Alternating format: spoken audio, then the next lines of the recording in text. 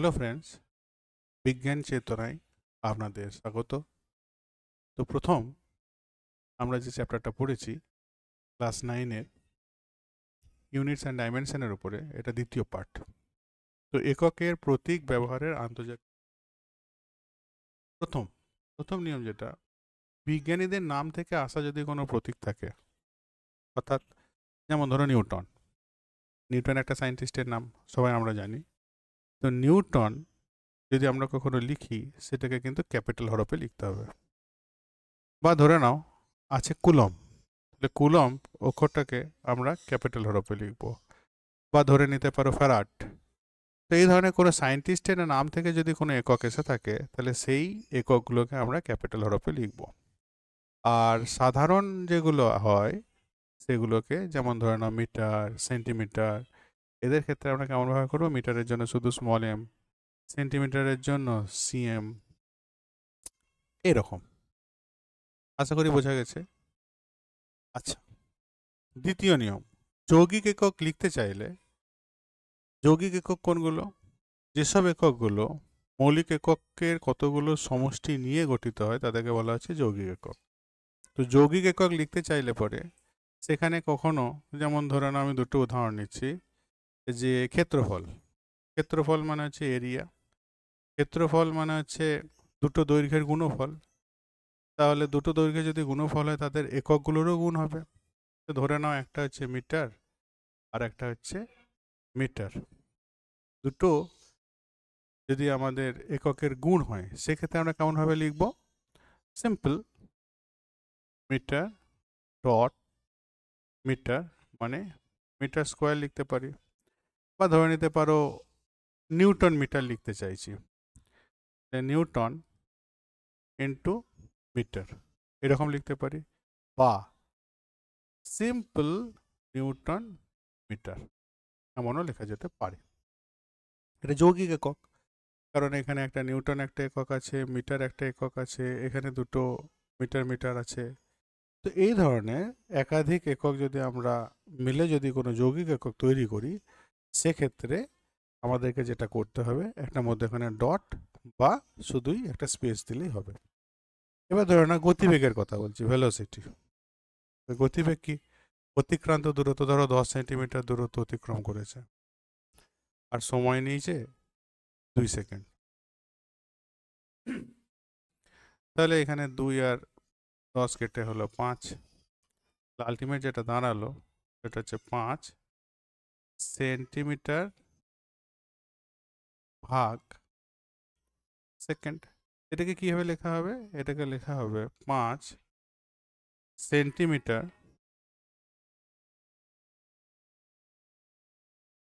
Per second আকারে।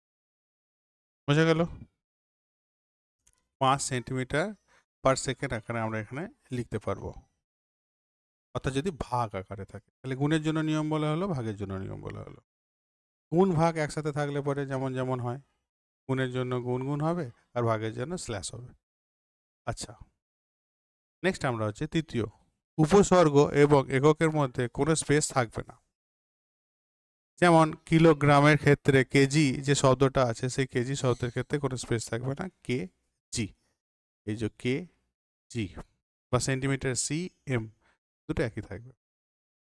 চতুর্থত, এককগুলো বহু বচন কখনোই হয় না।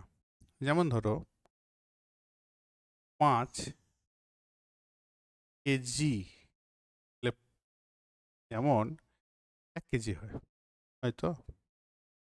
তাহলে 1 কিলো একটা একটা জিনিস, তার জন্য কেজি ঠিক আছে। কিন্তু যদি 5 কেজি হয়, তাহলে কি এখানে ইংরেজিতে যেমন আমরা বহু বচনের জন্য এস ব্যবহার করি, সেরকম করবো কি না? এই সংখ্যাটাই এখানে বহু বচনকে বুঝিয়ে দিচ্ছে। কেজিটা হচ্ছে ওর প্রতীক। কি প্রতীক? যে জিনিসটা কি, জিনিসটা ভরকে বোঝাচ্ছে। তাহলে 5 এখানে বহু বচনের যে পার্ট সেটা নিয়ে নিল, আর কেজি আসছে শুধুই মাত্র ওর রূপটাকে বোঝানোর জন্য, যে ও একটা ভরকে নির্দেশ করছে। এখানে কোনো এস লেখার প্রয়োজন নেই। আশা করি বোঝা গেছে। তাহলে এই 4টে নিয়ম মোটামুটি মনে রাখলে পরেই আমাদের চলবে। পরে হচ্ছে দৈর্ঘ্য, ভর ও সময়ের যে আধুনিক ধারণা, সেখান থেকে কনসেপ্ট বা আমরা যে ডেফিনেশন তৈরি করেছি সেই ডেফিনেশন নিয়ে কথাবার্তা হবে। আধুনিক পদার্থবিজ্ঞানের দৈর্ঘ্য, ভর এবং সময়কে প্রকাশ করার জন্য আলোর গতি, প্লাঙ্কের ধ্রুবক আর সিজিএম পরমাণুর যে রেডিয়েশন হয় অর্থাৎ বিকিরণ হয়, সেই বিকিরণের কম্পাঙ্ক নিয়ে 3টে ডেফিনেশন তৈরি করা হয়েছে। তাহলে চলো প্রথম ডেফিনেশনটা কি দেখি। আলো 1 সেকেন্ডের 29,97,92,458 ভাগের 1 ভাগ সময়ে যে দূরত্ব অতিক্রম করে। তাহলে আলো একটা যদি নির্দিষ্ট টাইম দেওয়া হয়, এখান থেকে ধরো একটা আলো সৃষ্টি হয়েছে, এখানে পৌঁছে যাবে। তাহলে এখান থেকে এখানে ট্রাভেল করেছে কোনো একটা নির্দিষ্ট টাইমে, তাহলে এটা কোনো নির্দিষ্ট গতিবেগ নিয়ে গেছে। এবার 1 সেকেন্ড টাইমকে যদি আমি এই সংখ্যাটা দিয়ে ভাগ দিই, 1 সেকেন্ড টাইমকে যদি আমি এই সংখ্যাটা দিয়ে ভাগ দিই, যে সময়টা, যে ক্ষুদ্র সময়টা বেরোবে, সেই সময়ে আলো যতটা রাস্তা, যতটা দূরত্ব অতিক্রম করলো, সেই দূরত্বকেই বলা হচ্ছে 1 মিটার। তাহলে আরেকটু ভালো করে বললে কি বলবো, যে 1 সেকেন্ডের 29,97,92,458 ভাগের 1 ভাগ সময় আলো কতটা রাস্তা অতিক্রম করে? 1 মিটার রাস্তা অতিক্রম। এবার সেকেন্ড হচ্ছে কিলোগ্রাম, অর্থাৎ ভরের একক। কিলোগ্রামের ক্ষেত্রে কি হলো? কিলোগ্রামের ক্ষেত্রে হচ্ছে গিয়ে 1 কিলোগ্রাম হলো প্লাঙ্ক ধ্রুবকের একটি নির্দিষ্ট পরিমাণ, যা 6.62607, তারপর আরো টার্ম আছে সেগুলো আমরা অ্যাভয়েড করছি, ইন্টু 10⁻34 জুল সেকেন্ডের সমান। এবার আসছি আমাদের সময়, সেকেন্ড। 1 সেকেন্ড বলতে আমরা কি বুঝি?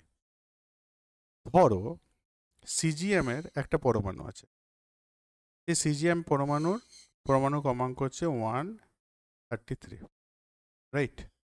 এই 133 পরমাণু ক্রমাঙ্ক বিশিষ্ট কোনো সিজিএম থেকে যদি আলো বিকিরণ হয়, তাহলে সেই আলোর যে কম্পাঙ্ক, সেই কম্পাঙ্ক, এই এতগুলো কম্পাঙ্ক পেতে যতটা সময় লাগে, কম্পাঙ্কের যে কম্পন, এইটাই হচ্ছে তার 1 সেকেন্ডের সাথে সমান। তাহলে সিজিএম এর কোনো একটা পরমাণু থেকে যে বিকিরণ হচ্ছে, সেই বিকিরণের যে কম্পাঙ্ক অর্থাৎ তার যে কম্পন, বিকিরণের যে কম্পন হচ্ছে, সেই কম্পন সংখ্যা যদি এতগুলো হয়, এই এতগুলো কম্পন হতে যে সময় লাগে, সেই সময়টাই হচ্ছে কিনা 1 সেকেন্ড। তাহলে এখানে আমরা যেহেতু জাগতিক বিষয়বস্তু দিয়ে সংজ্ঞা তৈরি করেছি, তাই বিজ্ঞানের দিক থেকে দেখলে পরে এই সংজ্ঞাগুলো হচ্ছে মহাবিশ্বের যে কোনো জিনিসের জন্য খুবই অ্যাপ্লিকেবল এবং সঠিক, নির্ভুল বলা যেতে পারে। চলো এবার একটা অঙ্ক করা যাক। এই একক এবং তাদের ব্যবহারিক প্রয়োগ এখানে দেখতে পাওয়া যাবে। 50 সেন্টিমিটার কিউব পারদের ভর, এটা ধরো একটা পারদ, বা আমরা ধরো এরকম একটা পাত্র আছে, পাত্রের ভিতরে পারদ আছে, এর আয়তন কত? 50 সেন্টিমিটার কিউব হচ্ছে এর আয়তন। আর এর ভর কত? দাঁড়িপাল্লায় যদি ওজন করি, তাহলে এর ভর হচ্ছে 680 গ্রাম। তাহলে দেখতে পাচ্ছি এটাও সিজিএস এবং এখানে এটাও সিজিএস এ আছে, সুতরাং অঙ্ক করতে কোনো সমস্যা নেই। যদি অঙ্ক করতে করতে কখনো দেখি যে একটা ইউনিট এসআই আছে আর অপর ইউনিটটা দেখা গেল সিজিএস এ আছে, তাহলে কিন্তু আমাদেরকে দুটোর ভিতরে যে কোনো একটাকে একই সিস্টেমে আনতে হবে। তাহলে যেহেতু দুটোই সিজিএস এ আছে, তাহলে সমস্যা কিছু নেই। তো ঘনত্ব মানে কি? ঘনত্ব ডেনসিটি। ঘনত্ব মানে হচ্ছে ভর অর্থাৎ মাস বাই আয়তন, আয়তন মানে হচ্ছে ভলিউম। এই সমীকরণ আমরা আগেও নিয়ে আলোচনা করেছি। তাহলে ভর কত? 680 গ্রাম। আয়তন কত? 50 সেন্টিমিটার কিউব। তাহলে আমি যদি এককগুলোকে এখানে সাজাই, তাহলে কীরকম দাঁড়াবে? উপরে হলো গ্রাম, 680 গ্রাম, নিচে ভাগ আকারে আছে হচ্ছে গিয়ে সেন্টিমিটার কিউব। এবার এদের ভাগ করলে পরে যেটা দাঁড়াবে, 0 0 কেটে গেল, 6 কে 6, 18 দাঁড়ালো, দশমিক আনতে হবে, না দশমিক তো আনতে হবে না, 6 কে 6 আর 5 কে 5, 1 দাঁড়ালো, এখানে 18 দাঁড়ালো, 3 5 15। আচ্ছা 3 5 15 আর পড়ে থাকলো হচ্ছে 3, দশমিক আনলাম, 5 6 30, তাহলে 13.6। আর এখানে এই পার্টটা, এটা নিয়ে আমাদের এখানে পাঠ্য বিষয়। এই যে গ্রাম আর সেন্টিমিটার কিউব, একটু আগে কি শিখিয়েছি, যদি ভাগ আকারে থাকে তাহলে কিরকম লিখতে হবে, গ্রাম পার সেন্টিমিটার কিউব। আর একটা পদ্ধতি আছে, এটাও করা হয়, 13.6 গ্রাম সেন্টিমিটার টু দি পাওয়ার। বোঝা গেল? আচ্ছা চলো নেক্সট কি আছে। একটা ধরো খালি বোতল আছে, এই হচ্ছে একটা খালি বোতল,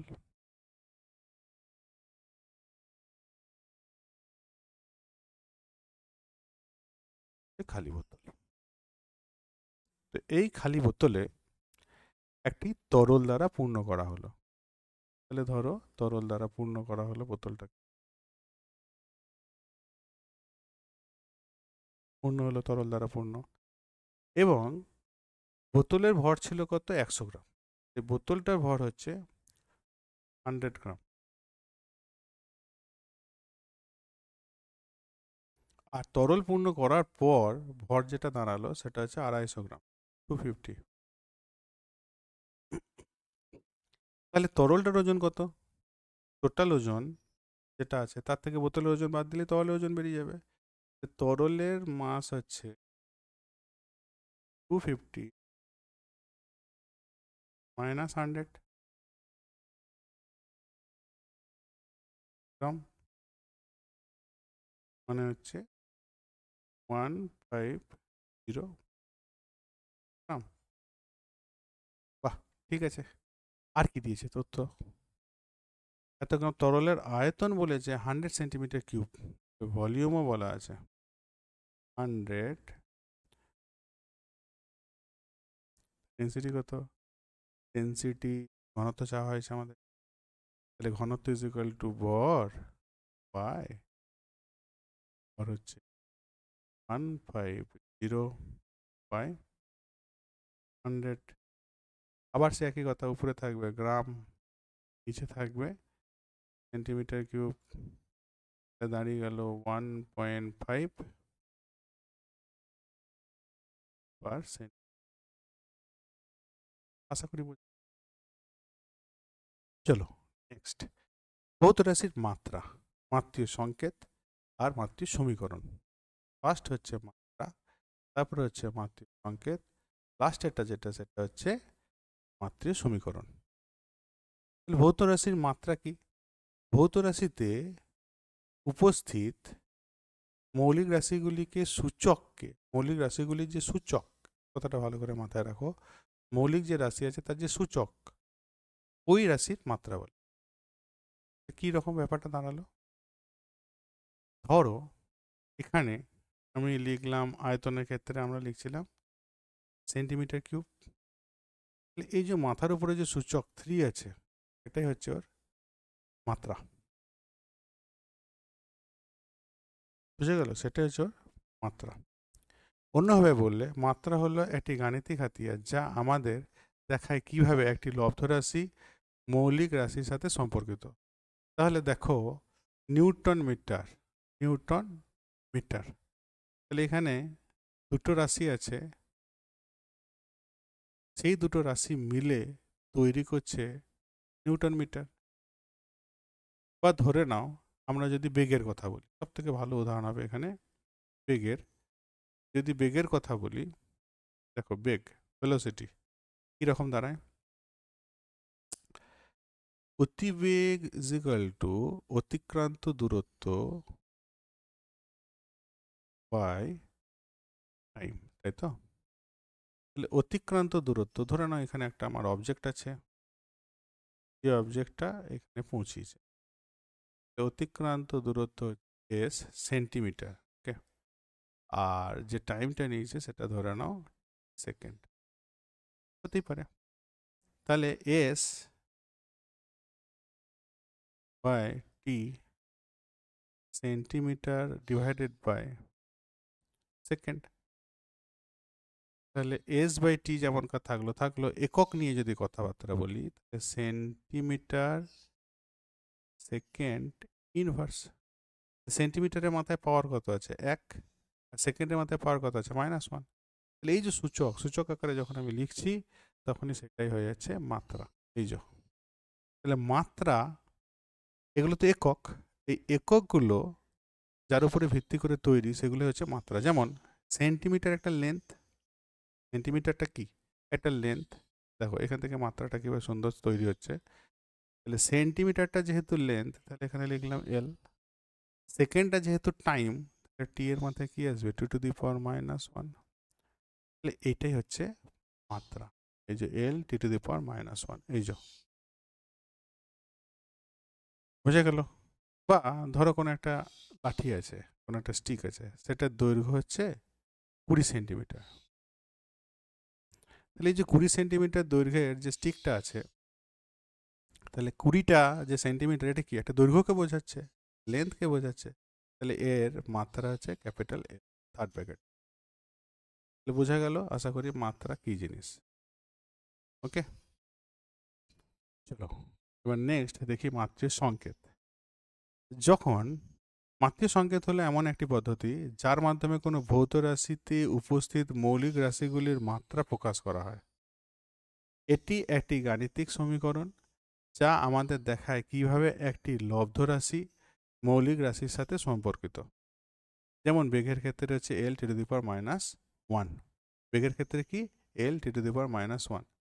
তাহলে বেগ একটু আগে বলেছিলাম ভেলোসিটি ইজ ইকুয়াল টু হচ্ছে কি ডিসপ্লেসমেন্ট বাই টাইম। ডিসপ্লেসমেন্টের জন্য আসবে লেন্থ, আর টাইমের জন্য বা সরণের জন্য আসবে লেন্থ মানে এল দৈর্ঘ্যটা, আর টাইমের জন্য আসবে টি। আলটিমেট দাঁড়িয়ে গেল এল T⁻⁻1 এল T⁻⁻, এই যে এল T⁻⁻1টাকে যেটা মাত্রা সাধারণ সংকেত অক্ষর নয়, এই জন্য এটাকে থার্ড ব্র্যাকেটে লিখি। আশা করি বোঝা গেছে। এই হচ্ছে আমাদের এল T⁻⁻1 যেটা কিনা বেগের মাত্রীয় সংকেত। এখানে এল কি, এল হলো একটা দৈর্ঘ্য আর টি হচ্ছে সময়। এবার সমীকরণ, তাহলে সমীকরণের ক্ষেত্রে কি হবে V is equal two L T⁻⁻1। এটা হচ্ছে বেগের মাত্রীয় সমীকরণ। যেমন ধরো এটা দেখাই আমি বলের ক্ষেত্রে, বল ফোর্স। ফোর্স মানে কি বল ইজ ইকুয়াল টু ভর ইন্টু ত্বরণ। ঠিক না? ভর তো ঠিক আছে, ভরের মাত্রা হচ্ছে ক্যাপিটাল এম। ত্বরণ মানে কি, ত্বরণ মানে হচ্ছে অতিক্রান্ত দূরত্ব বাই টাইমের স্কোয়ার। আমি একটু পরেই দেখাচ্ছি কেন কি। এখানে দাঁড়িয়ে গেল কি এম এল T⁻⁻2। তাহলে force is equal to M L T⁻⁻2। এটাই হচ্ছে বলের মাত্রীয় সমীকরণ। বোঝা গেল? মাত্রীয় সমীকরণ বোঝা গেল, যে সংকেত বোঝা গেল। এবার চলো এই যে কঠিন কঠিন জিনিসপত্র নিয়ে তো আলোচনা হলো, কিছু টুকটাক এক্সাম্পল যদি আমরা না করি তাহলে কিন্তু পরিষ্কার বোঝা যাবে না। প্রথম ক্ষেত্রফল, এখানে একটা ছোট উদাহরণ আমি নিয়ে নিয়েছি, তো খুব ভালো করে দেখো। এই যে সারফেসটা আছে, এই সারফেসটার ক্ষেত্রে কি আছে, একটা দৈর্ঘ্য আছে, একটা প্রস্থ আছে। একটা দৈর্ঘ্য আর একটা হচ্ছে প্রস্থ। তাহলে ক্ষেত্রফল মানে কি হয়, দৈর্ঘ্য গণিত প্রস্থ। তাহলে দৈর্ঘ্য কি দিয়ে প্রকাশিত হয়, লেন্থ। প্রস্থ কি দিয়ে প্রকাশিত হয়, লেন্থ। দুটো লেন্থের গুণ হলে পরে কি এল স্কোয়ার। তাহলে এর মাত্রীয় সংকেত কি হলো এল স্কোয়ার।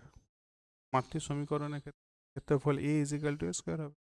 আয়তন, আয়তনের ক্ষেত্রে কি হয়, দৈর্ঘ্য গণিত প্রস্থ গণিত উচ্চতা। দৈর্ঘ্য কি দিয়ে মাপবো? একটা দৈর্ঘ্য লেন্থ, তার প্রথম অক্ষর হচ্ছে এল। প্রস্থ একটা দৈর্ঘ্য, তাও ইংরেজিতে লেন্থ। উচ্চতাও একটা দৈর্ঘ্য, হচ্ছে এল। 3টে এল গুণ করলে এল কিউব। এবার আসি ঘনত্ব। জায়গা শর্ট পড়বে, একটু তোমরা পজ করে নাও। ঘনত্ব, ঘনত্ব ডেন্সিটি মানে কি? ভর বাই আয়তন। ভরের মাত্রা কি? মাস, ক্যাপিটাল এম। আর আয়তন এক্ষুনি বার করলাম, আয়তনের ক্ষেত্রে বেরিয়েছিল এল কিউব। এটার ক্ষেত্রে কি? এল স্কোয়ার। এল কিউব দিয়ে ভাগ, দাঁড়ালো ফর -3। বোঝা গেছে? বেগ, বেগ বার করেছি, লিখে দিচ্ছি বেগ ইজ এল ফর -। ত্বরণটা একটু বোঝাবো। দেখো ত্বরণ কি? ত্বরণ হচ্ছে বেগ পরিবর্তনের হার। ধরো কোনো একটা ছবি এঁকে, একটা অবজেক্ট অবাধে উপর থেকে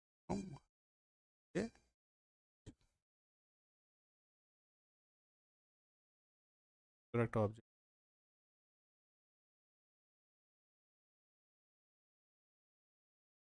পড়বার সময় কি ত্বরণ নিয়ে পড়ে আমরা জানি, ই মাধ্যাকর্ষণ ত্বরণ নিয়ে পড়বে, আমাদের জানা। এ ভ্যালু কত? 9.8 মিটার পার সেকেন্ড স্কোয়ার ব্যবহার করেছি। কিন্তু কেন 9.8 মিটার পার সেকেন্ড, সেটা সম্বন্ধে এখন আমরা বুঝবো। দেখো ভালো করে বোঝো।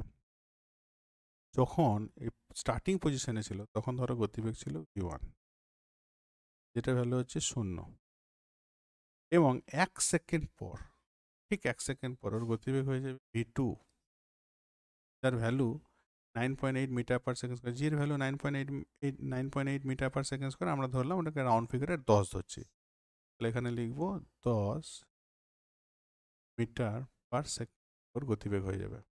তাহলে ফার্স্টে কত ছিল? 0 মিটার পার সেকেন্ড। ওর গতিবেগ কত? 10 মিটার পার সেকেন্ড। আরও 1 সেকেন্ডের মাথায় দেখবো ওর গতিবেগ হয়ে যাবে v3,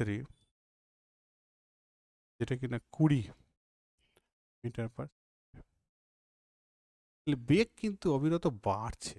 এখন বেগ এরকম কন্টিনিউয়াসলি বাড়তে থাকে ধাপে ধাপে ধাপে প্রতি সেকেন্ডে সেকেন্ডে, তখন সেই বেগকে বলা হবে ত্বরণে আছে, অর্থাৎ গতিবেগ বেড়ে চলেছে।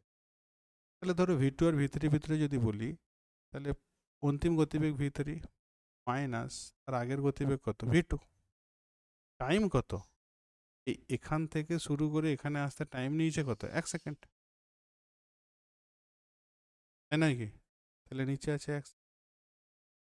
আর v2 মাইনাস v3 মানে কত? 20 মাইনাস 10। গতিবেগের একক কি? Centimetre per second divided by second. 1 second আছে, তার মানে হলো 10 সেন্টিমিটার ডিভাইডেড বাই সেকেন্ড। নিচের এই সেকেন্ডের জন্য সেকেন্ড এলো, উপরে তো একটা সেকেন্ড ভাগ আকারে আছে, তাহলে আবার একটা সেকেন্ড। আলটিমেট এককের কথাটা যদি ভাবি, উপরে থাকলো সেন্টিমিটার, মিটার নিয়ে তাই কাজ করছে। একটু এখানে দেখো,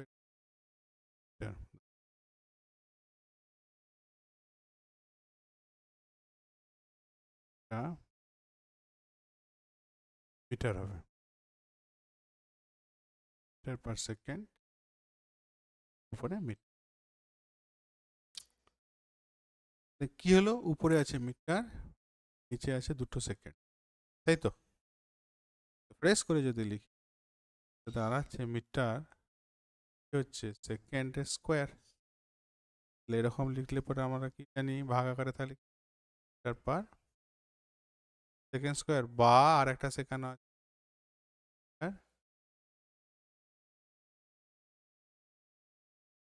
কঠিন লাগলো না? বোঝা গেল? আশা করি বোঝা গেছে।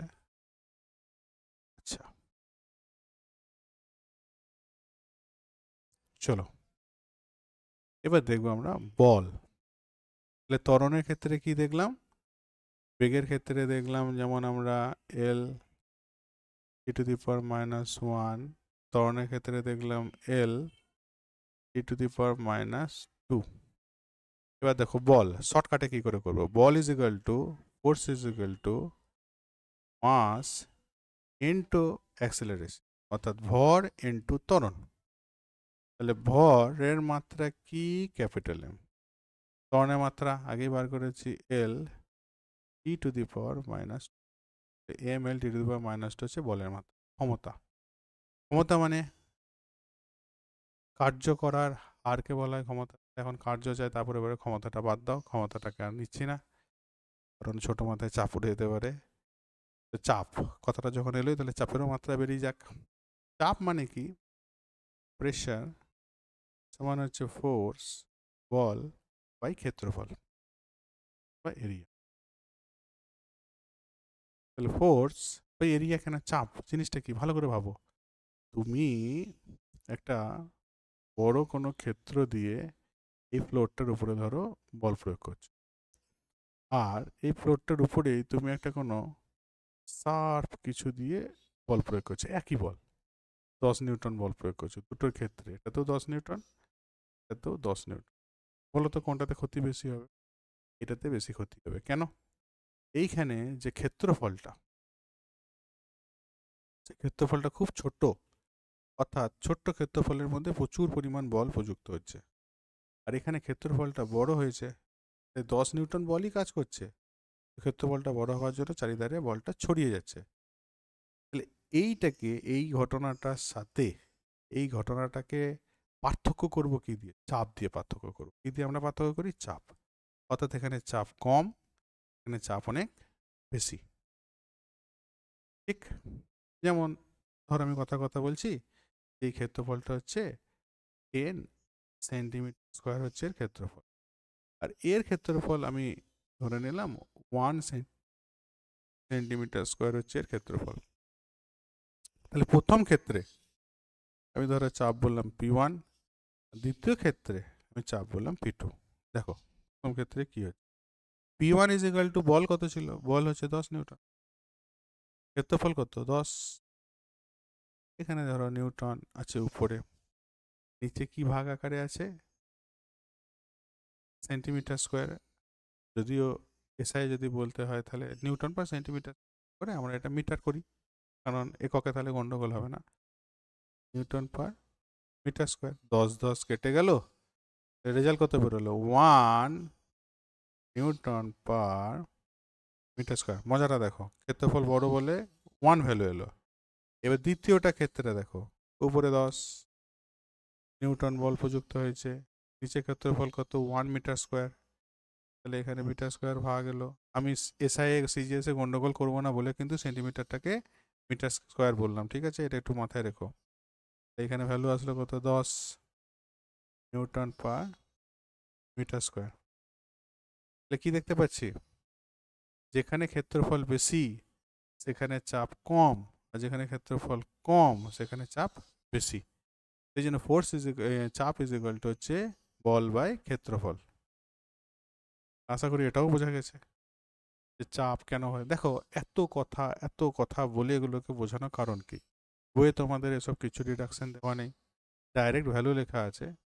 তো কি হয়, এতে মনে রাখতে সমস্যা হয়। আর এখন মনে হচ্ছে বাবারে বাবারে এত জিনিস করে মাথায় রাখবো, কিন্তু একটা কথা মাথায় রাখো, এই যে আয়তন, ক্ষেত্রফল, ঘনত্ব, বেগ, ত্বরণ, বল, ক্ষমতা, চাপ, যাই বলো না কেন, আর 2-1-4টে কিছু যোগ হবে, এদের সংখ্যা কিন্তু লিমিটেড। অর্থাৎ গোটা ফিজিক্স সাবজেক্টের মধ্যে এদের সংখ্যা কিন্তু লিমিটেড। এমন নয় যে তোমার কাছে চলে আসবে অবিরত, তা হবে না। এদের সংখ্যা কিন্তু লিমিটেড। তো সুতরাং এগুলোকে একবার যদি তুমি বুঝতে পেরে যাও, তাহলে কিন্তু তখন অঙ্ক করতে গিয়ে বা কোনো সমীকরণ লিখতে গিয়ে তোমার আর হাত কাঁপবে না, যে কি হচ্ছে, কি লজিক চলছে, আর কোনো সমস্যা। আশা করি কি বলতে চাইছি বোঝা যাচ্ছে। যেগুলোকে মুখস্থ না করে বোঝাটা আরও বেশি জরুরি। আর এই ক্ষেত্রফল, আয়তন, ঘনত্ব এদেরও সংখ্যা কিন্তু লিমিটেড। এমন নয় যে চিরকাল ফিজিক্স হতেই থাকবে আর তোমার কাছে তো হতেই থাকবে। শুরুর দিকে কিছু জিনিস হয়তো একটু চাপ লাগবে, কিন্তু বুঝতে বুঝতে দেখবে একটা টাইম পরে দেখবে তোমার কাছে সব ক্লিয়ার। তো ফিজিক্স হচ্ছে এমন একটা সাবজেক্ট যেখানে তুমি যদি না বোঝো, যদি মুখস্থতে যাও, তাহলে তো মোটামুটি পাগল হয়ে যাবে। তো যাই হোক, থ্যাংক ইউ সাথে থাকার জন্য। বুঝতে পারলে পরে খুব ভালো কথা। আর যদি কোনো জায়গায় হয় অবশ্যই কমেন্টসে আমি চেষ্টা করা যায়।